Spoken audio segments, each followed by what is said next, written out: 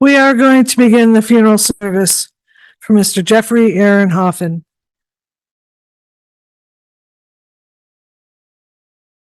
Or turn it completely.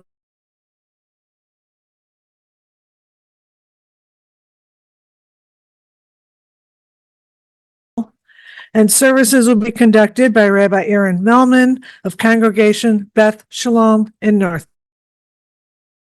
Still, he restores my soul. He guides me in straight paths for his name's sake. Yea, though I walk through the valley of the shadow of death, I will fear no evil, for you are with me. Your rod and your staff, they comfort me. You prepare a table before me in the presence of my enemies. You have anointed my head with oil, my cup overflows. Surely goodness and mercy shall follow me all the days of my life, and I shall dwell in the house of the Lord forever. Kirachem av banim richam Adonai al yire'av, ki hu yada yitzrenu zachor ki afar anachnu, enosh kechetzir yamav ketzitza sadeh ken yatzitz, ki roach avrabo ve'einenu v'lo yakirenu od mekomo, v'chesed Adonai me'olam ve'ad olam al yire'av, v'tzidkato livnei vanim. A selection of the 103rd Psalm. As a father has compassion for his children, God has compassion for those who show reverence. God knows how we are fashioned. God remembers that we are dust. The days of mortals are like grass. We flourish as the flowers of the field. A wind passes over them and they are no more, and no one can recognize where they grew. But God's compassion is everlasting. God's kindness to children's children, to all the reverent ones, endures age after age, unchanging.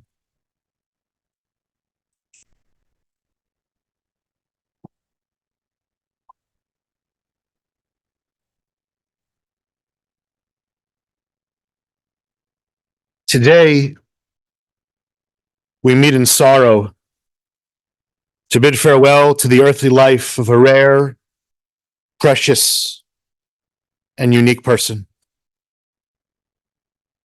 Jeff's death has cast a shadow of sorrow, not only upon his beloved family, but upon so many of us that knew him and loved him. We all feel bereaved, and we all mourn Jeff Hoffen. Jeff had a favorite poem, and so it's appropriate for this moment. It's really very appropriate for this moment. It's titled Touching Shoulders. There's a comforting thought at the close of the day when I'm weary and lonely and sad that sort of grips hold of my crusty old heart and bids it be merry and glad. It gets in my soul and it drives out the blues and it finally thrills through and through. It is just a sweet memory that chants the refrain. I'm glad I touched shoulders with you. Did you know you were brave? Did you know you were strong? Did you know there was one leaning hard? Did you know that I waited and listened and prayed and was cheered by your simplest word? Did you know that I longed for that smile on your face, for the sound of your voice ringing true? Did you know I grew stronger and better because I'd merely touched shoulders with you?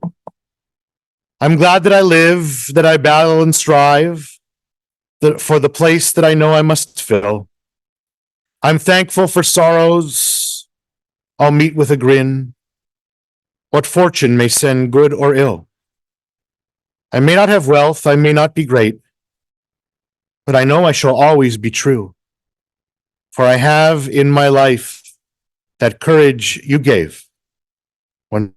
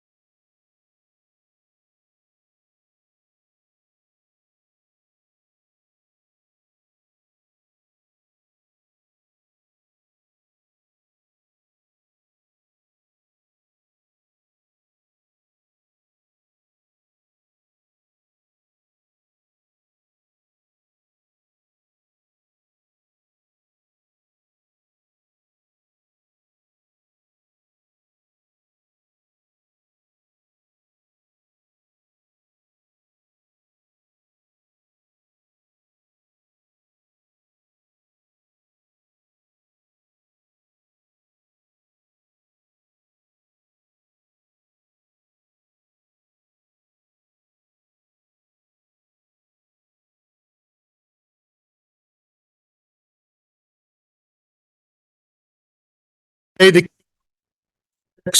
to the great banquet. With no time to spare, everyone had to come immediately, just as they were.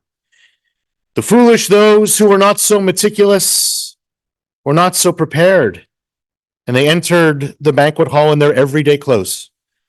They were told to stand at the back.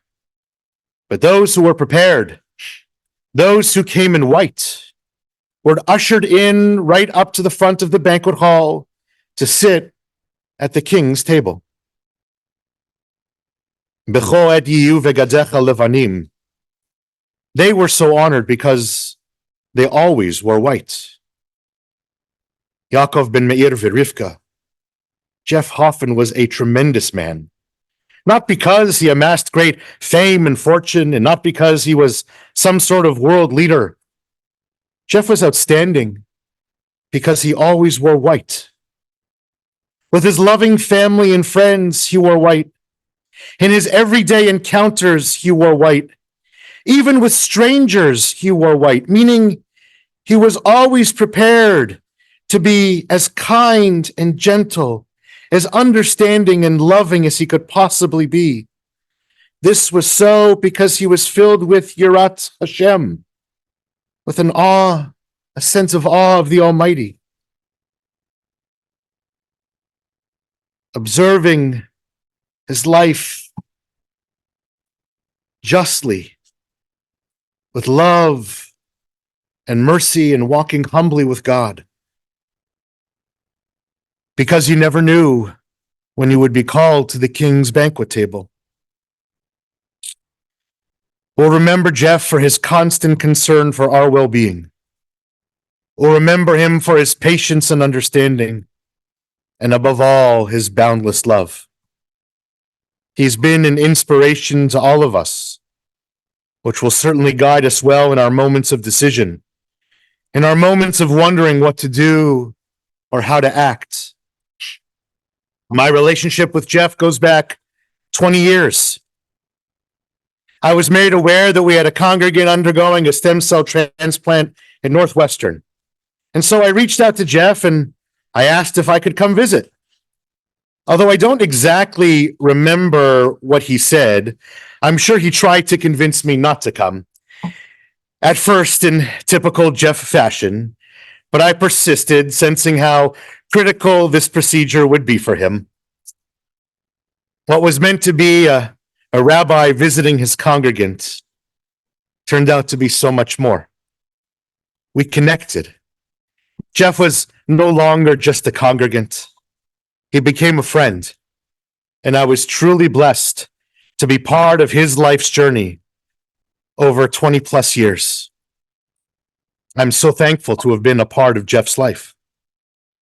Whether it was seeing him in shul when he was able to come, or visiting at home on one of our many visits over the years, or perhaps the most sacred time I was privileged to share with him and Cheryl this past Sunday afternoon. No doubt it was our most intense and weighty conversation. I was just glad to know how much peace it gave him. I will certainly miss my friend. Cheryl, what can we possibly say to you today? You were Jeff's Ezer Kenegdo, his fitting helpmate. Always there for him, and all he wanted was for you to be okay. I know how much he treasured you, the 33 years of your marriage, and so much more that you shared. And I'm honored to share these words on your behalf.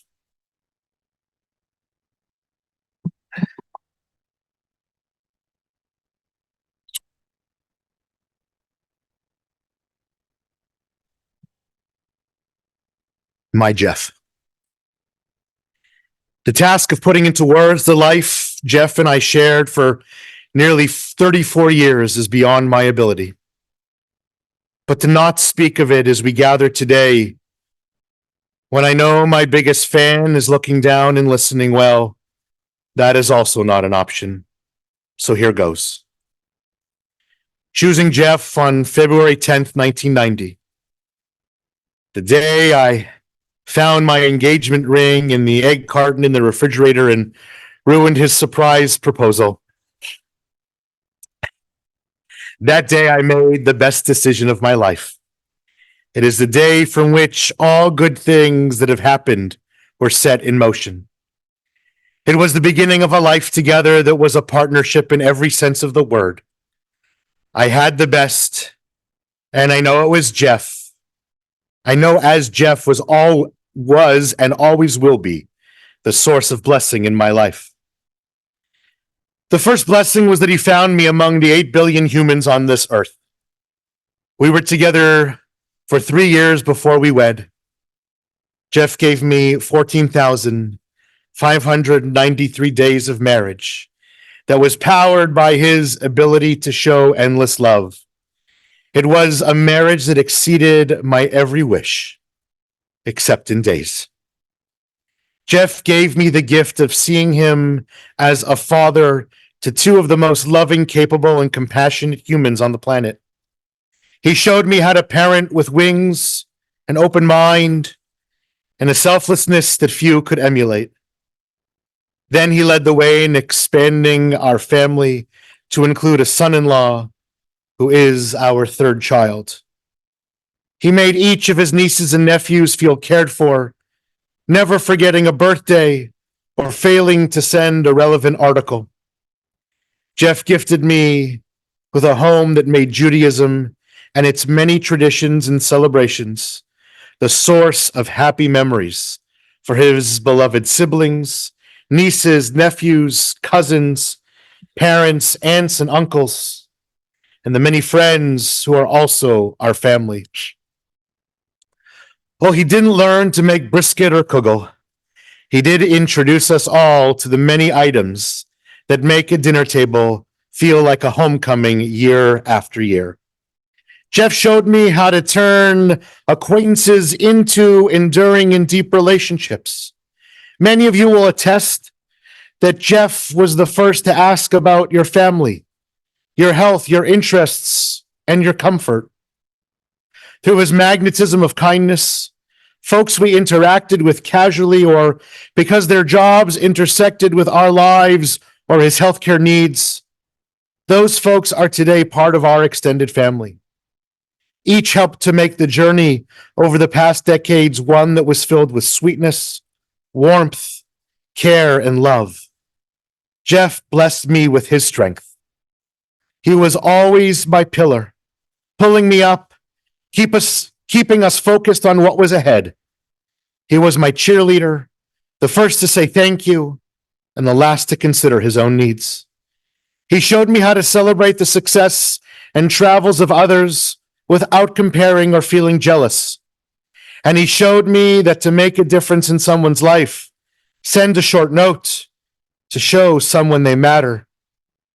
Jeff showed me that there is beauty and fun and connections and joy to be found everywhere if we just make it our goal to seek it. The pain I feel at losing the love of my life is overwhelming, crushing, and frankly unbearable.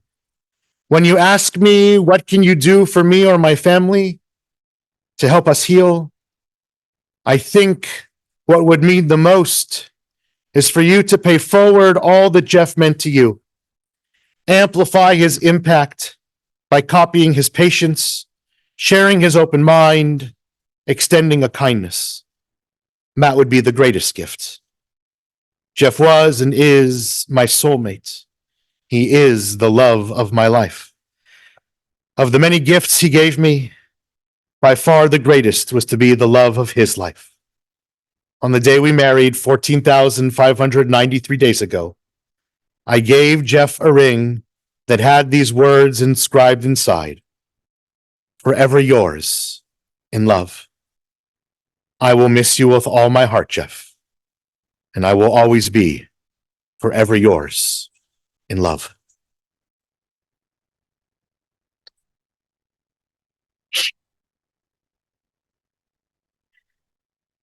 To say that Jeff was proud of his children would be a gross understatement.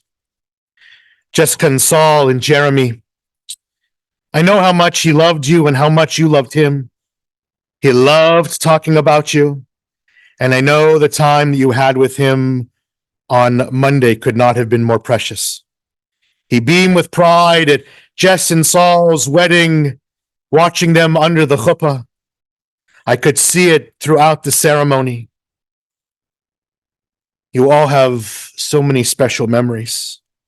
Hold on to them and hold on to each other to find strength and light in this dark hour.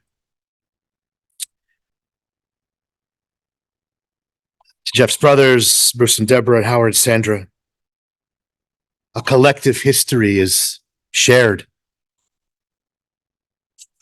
And Larry and Maureen and Craig and Kate and Stacy, you weren't just in-laws to him. It was so much more. It was family. We have a number of family speakers to share personal words today. I'd first like to call upon Howard and Bruce.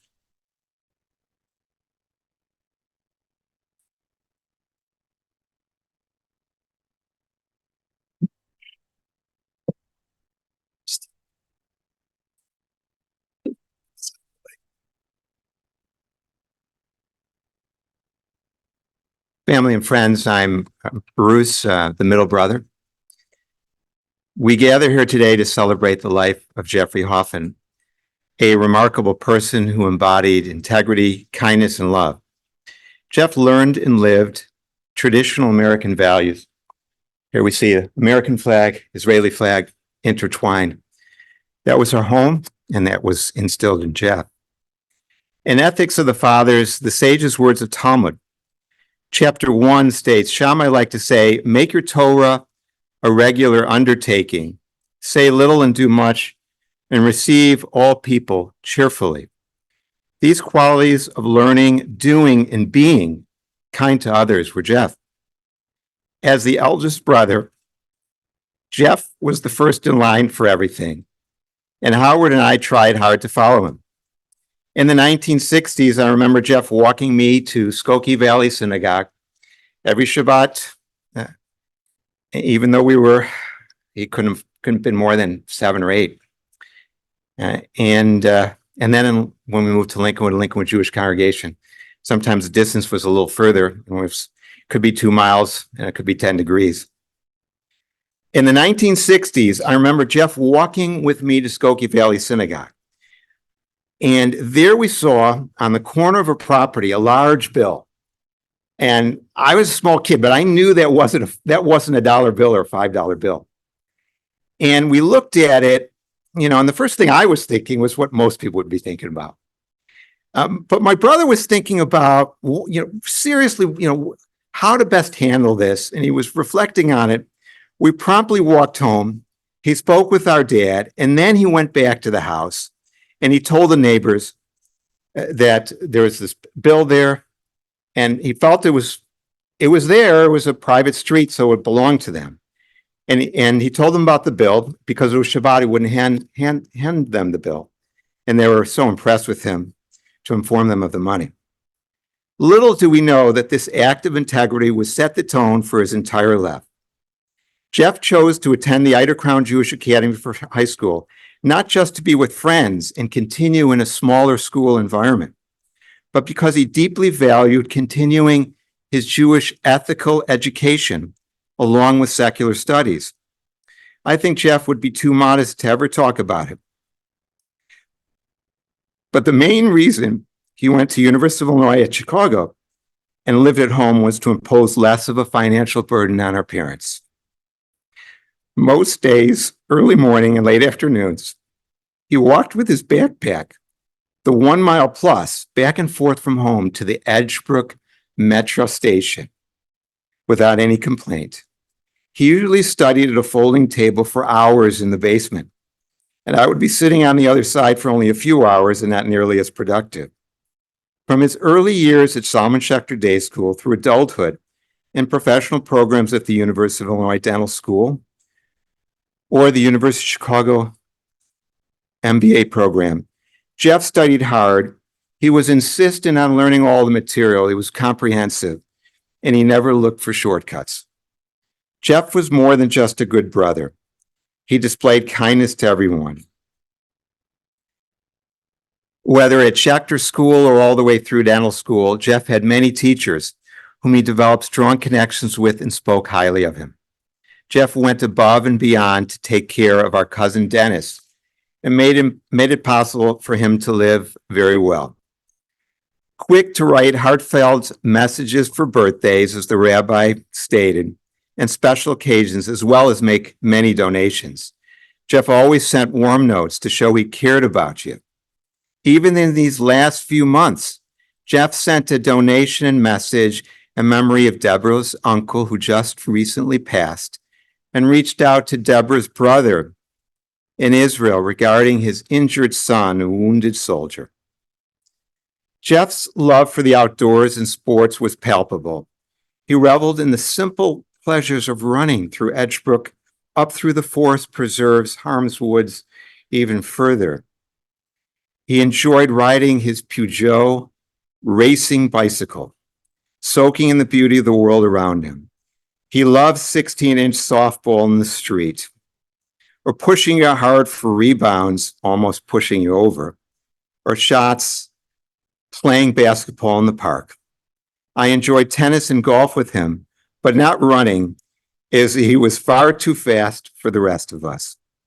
Going to the 1984 Olympic Games in Los Angeles with him, seeing track and field, volleyball, and other events, and hitting the beaches was an amazing experience. Similarly, we traveled to New Orleans in 1986 to see the Chicago Bears play in the Super Bowl. And I think we may have walked about 8 or 10 miles that day. I know that I was slipping, but he kept going. Bird watching was a passion that allowed him to connect with nature on a deeper level. The rustle of leaves, the song of a distant bird, but all spoke to his soul. Jeff's unwavering commitment to family was evident in every action he took. I remember clearly this day going with Jeff and Cheryl to Jeremy, one of your soccer games. He was so impressed with your play. Seeing Jessica and Jeremy graduate from Northwestern Indiana, respectively, and then Jessica graduate from Brown Medical School, were very precious moments for him and Cheryl. Of course, you followed in good footsteps as Jeff graduated college at the age of 20. Of course, the wedding of Jessica and Saul last April was a major milestone. Jeff, together with Cheryl, made sure that Friday night was a beautiful Shabbat, spent with grandparents and extended family, including my wife Debra and I, Sara and Francis, brother Howard and his wife Sandy, Michael and Stephen, and even my in-laws were included. Most special of all was the remarkable relationship he shared with his wife, Cheryl. Jeff's illness brought immense challenges, but deepened their connection. And when Cheryl had some challenges herself, Jeff was just as caring and loving in support for Cheryl as she was to him. Together, they found joy in the small but precious moments. A shared smile, a whispered joke, a quiet evening watching the sunset, or a movie at home. Their love transcended illness in the physical world, but was grounded in old-fashioned companionship, enduring empathy, and shared vulnerability. As Jeff has departed us, let us remember Jeff not with tears of sorrow, but with smiles of gratitude, grateful for the moments shared, the laughter exchanged, and the love freely given. May his memory inspire us to live with the same integrity, kindness, and love that defined his life. Shalom, dear Jeff, my brother. You will be missed, but your spirit lives on in our hearts.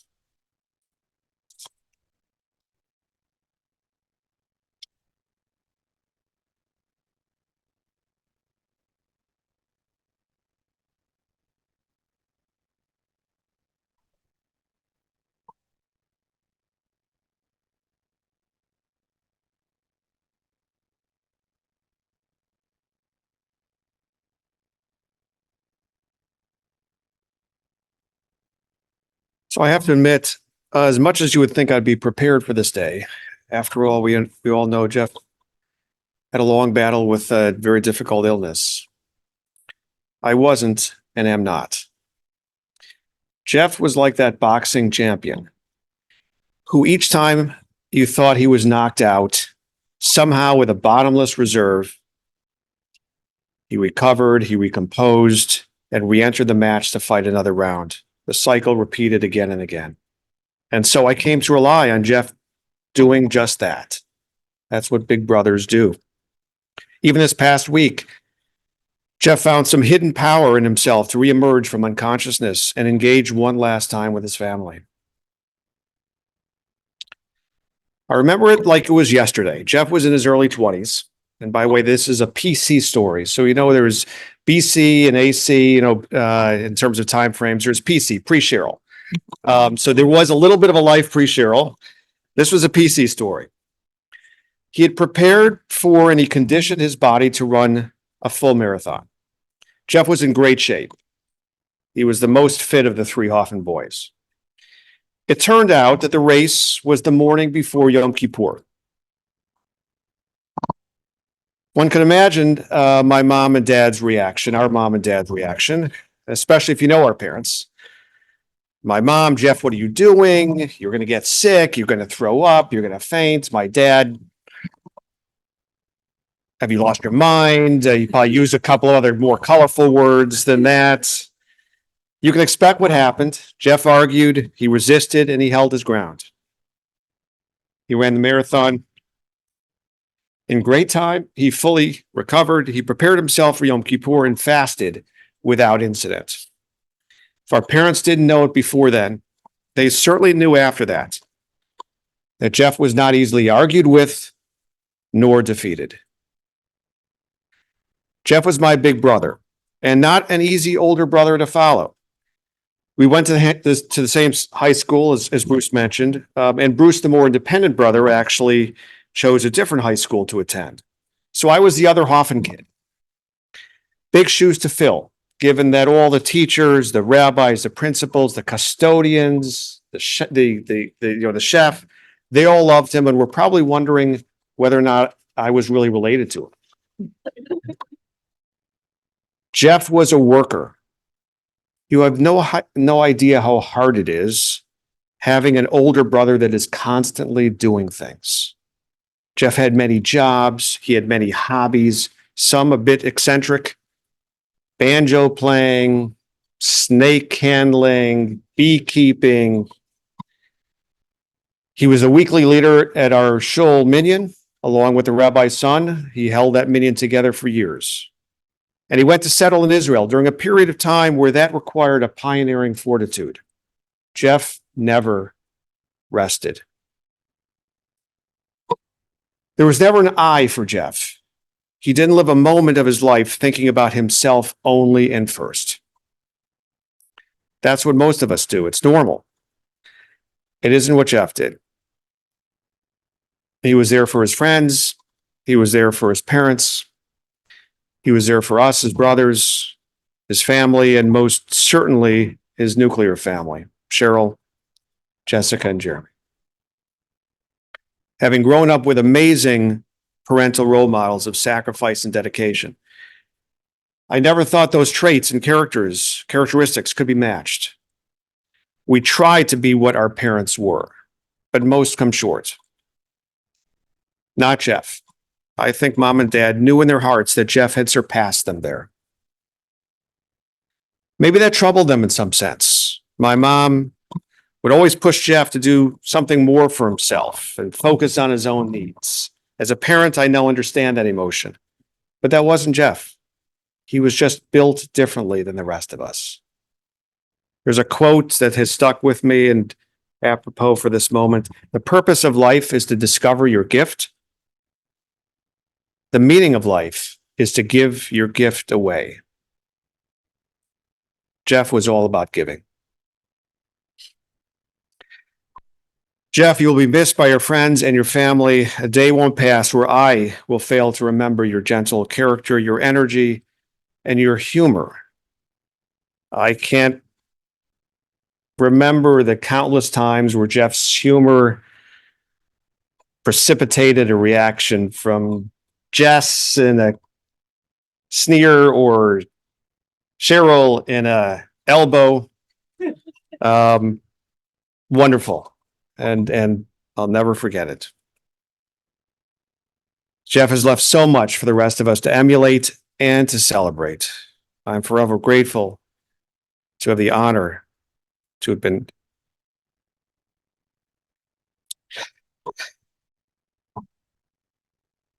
his brother. Thank you.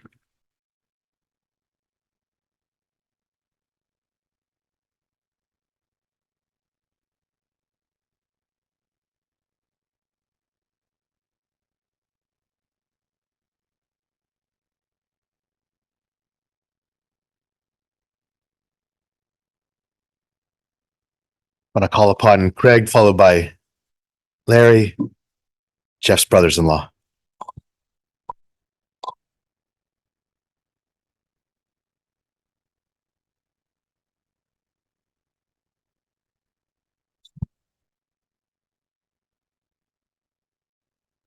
Smart technology.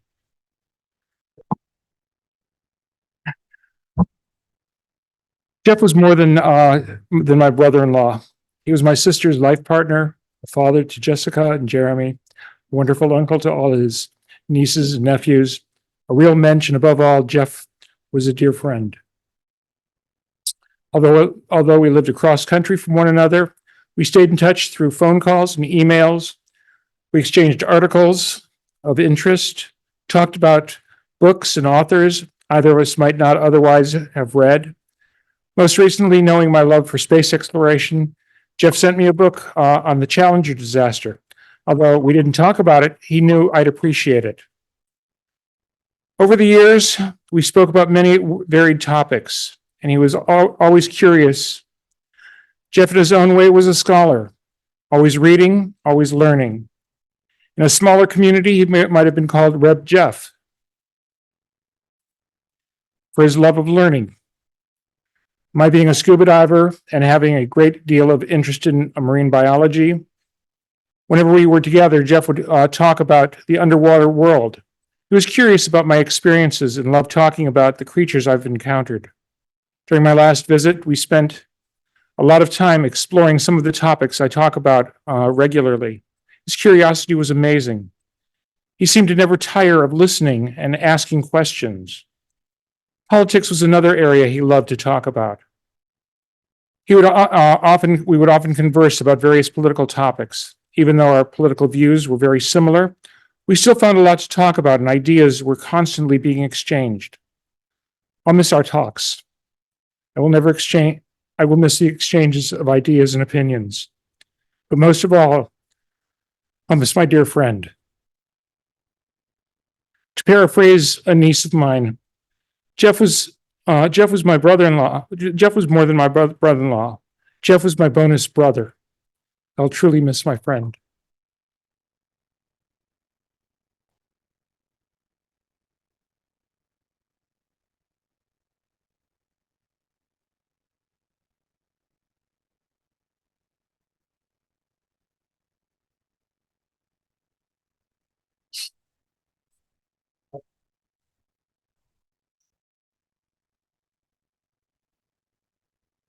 When Jeff quite a while ago asked me to speak, he said it was because I was good with words, which was a wonderful character trait of Jeff's, but also a flaw, because I don't know that I'm that good with words, quite frankly. He was what you might call an excess flatterer, if you will.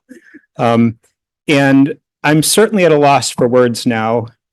And to be really honest, I'm kind of unsure of my delivery. But I think with your help, I can get through this. And I think with all of our community's help, we can all get through this. So here goes. I want to thank you for being here to honor my brother-in-law, to celebrate his life, comfort his family. Your care and concern for Jeff and those he loved would deeply touch, if not overwhelm him. There's a famous Latin quote that is very meaningful to me and I think suits this occasion well. Si momentum requiris circumspice. which means if you seek his monument, look around you. And so I'd invite us to do that for a moment. Just take a look around this room. Look at what one caring, loving, thoughtful man brought. Even on this saddest of days, doesn't this sight bring a smile to your face, abiding gratitude to your heart?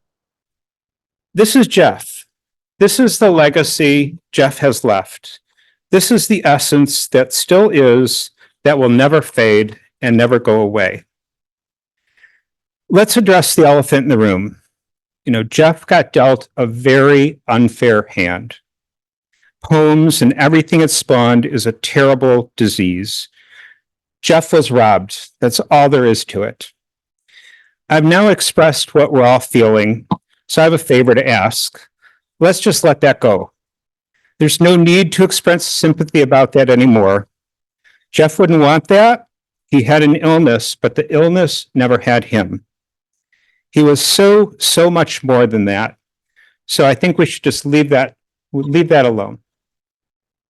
Instead, let's remember and share stories about who Jeff was, the passion he brought to intellectual pursuits, his unwavering devotion to family, friends, neighbors, helpers, maybe even his rabbi, his love of life, his sense of humor, his seemingly endless ability to find clip art and video takes for texting, his love of Jewish identity, his pride of fatherhood, his pride of unclehood, and his eternal exemplary love for my sister. I learned a tremendous amount from my brother-in-law, and I'm a better person because of it. I suspect you are too. How to truly listen and engage with someone, although that one I'm still working on. How to look beyond the hard and embrace the joy. How to exhibit an inner peace, even in the most adverse of circumstances.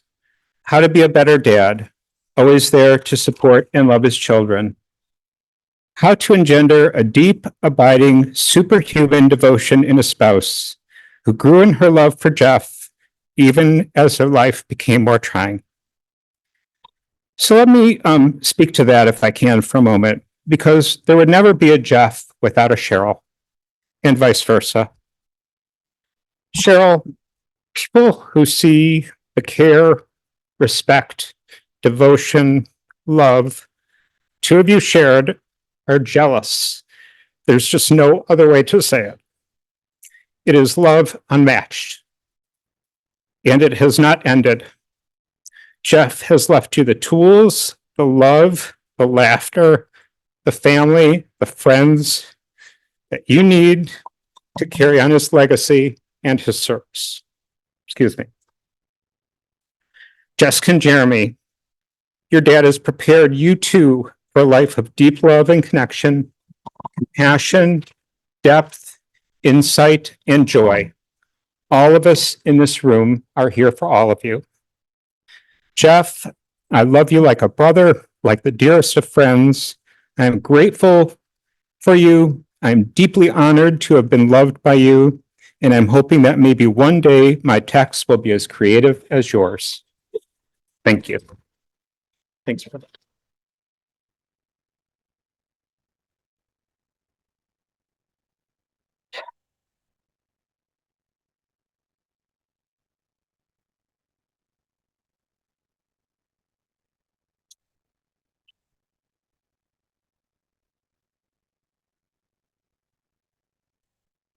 Finally, this afternoon, I'd like to call upon Jess and Jeremy to share their words.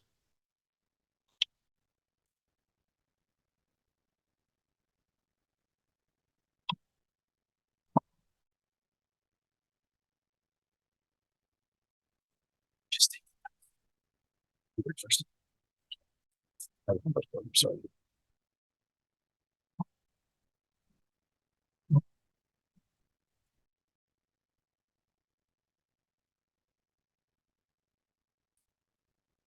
Jess and I do not have the right words to reflect on the life our dad lived or the legacy he left behind.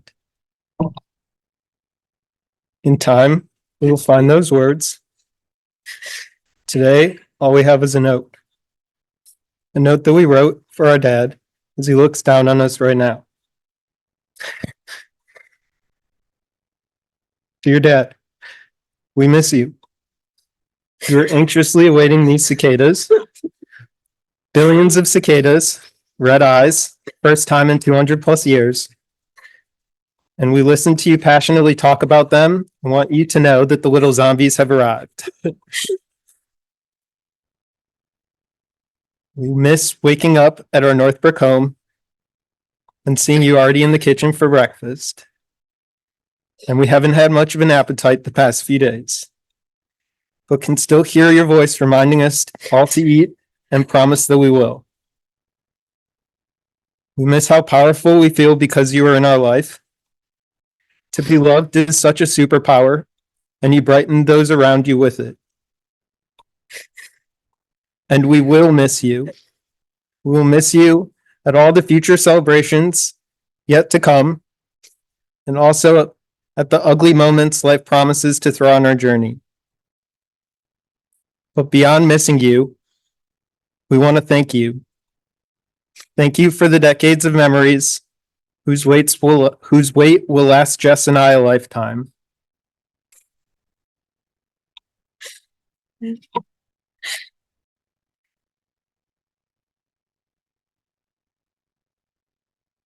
Thank you for being our teacher, our cheerleader, our rock, and our ally. For helping out with every homework assignment we struggled with, even when that meant relearning calculus, and occasionally conceding that high school math may sometimes have you beat.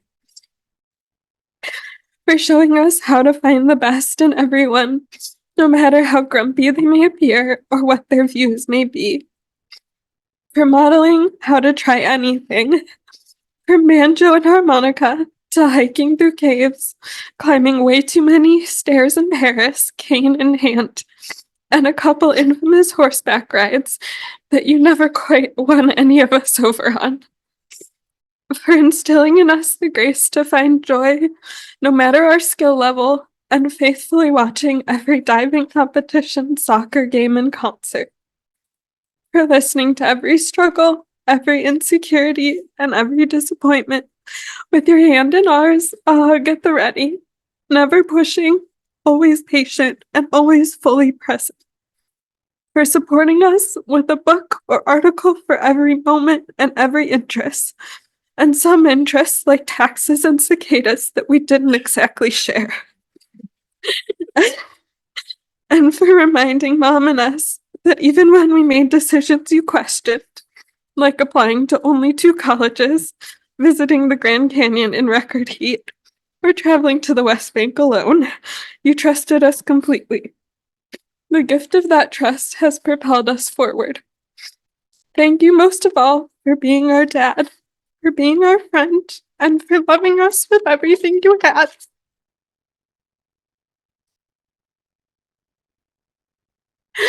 We saw that love every day in every smile, every joke, every ridiculous Amazon delivery,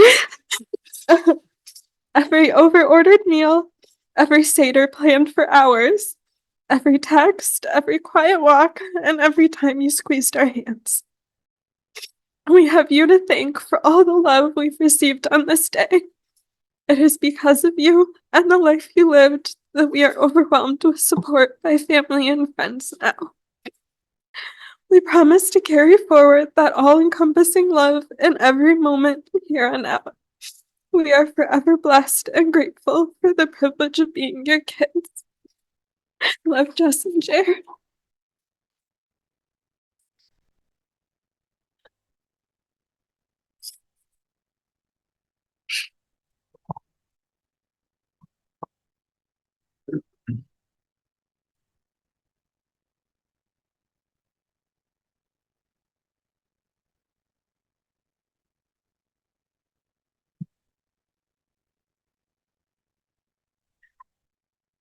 Too often we find it difficult to emotionally grasp another truth of what Ecclesiastes tells us.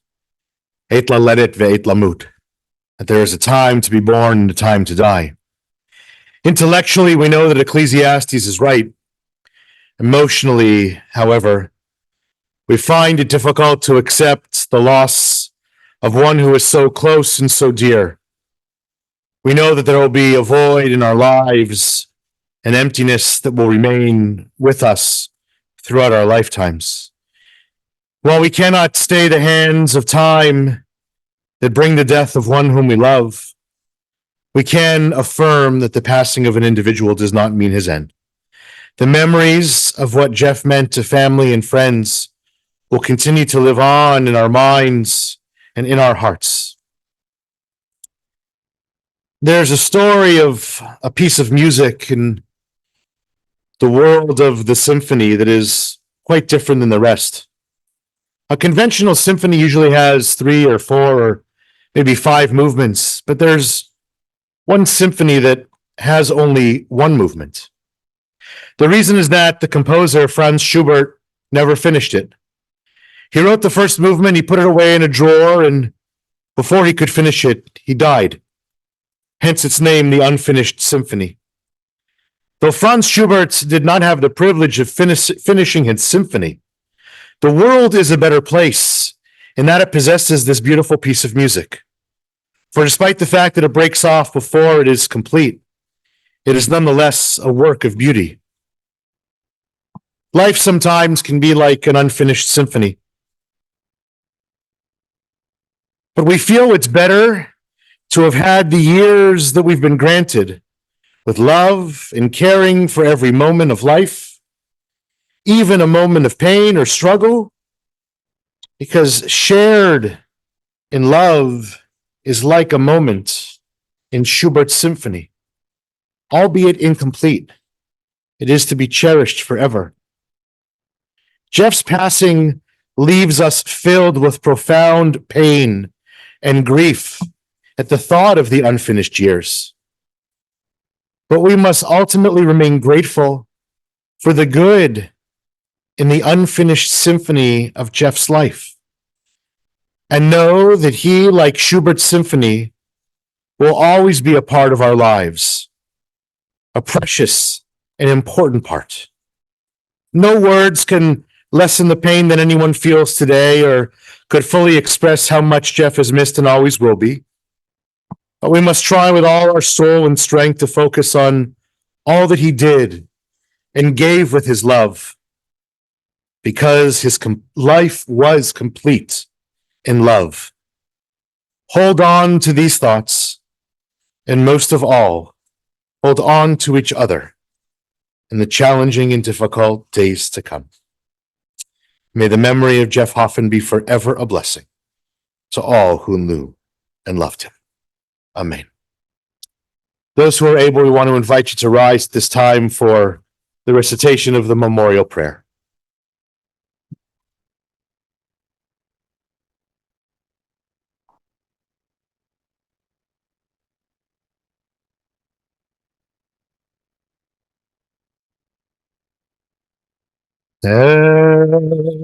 מלא רחמים,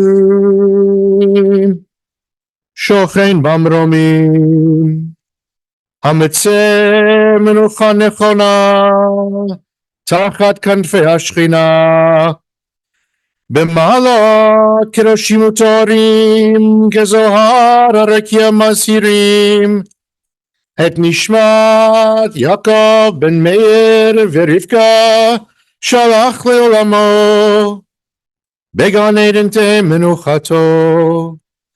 ענה בעל הרחמים, מסתירהו בסתר כנפיך לעולמים, וצרור בצרור החיים את נשמתו. אדוני הוא נחלתו, וינוח בשלום על משכבו, ונאמר אמן. Exalted, compassionate God, grant infinite rest in your sheltering presence among the holy and pure to the soul of Jeff Hoffen, who has gone to his eternal home. Merciful One, we ask that our loved one find perfect peace in your eternal embrace. May his soul be bound up in the bond of everlasting life. May he rest in peace. Amen.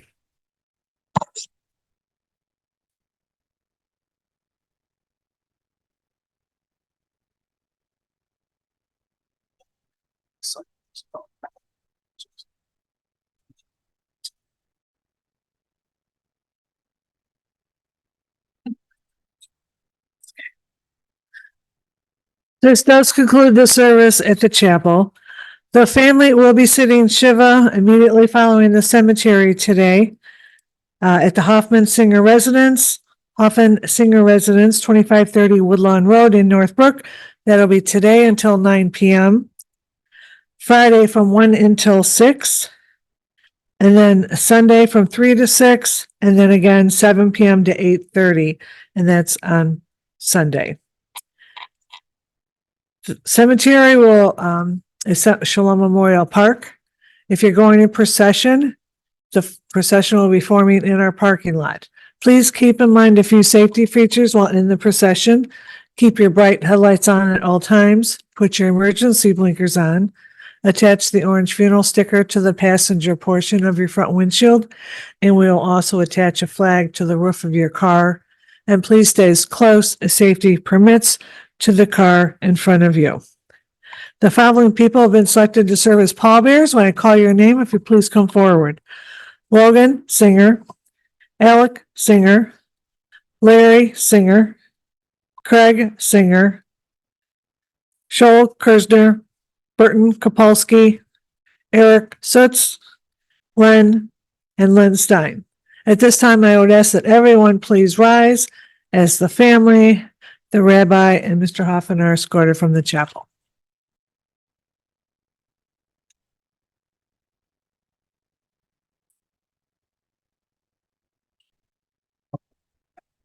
Follow and jump there. 2 by 2, we go behind the seats.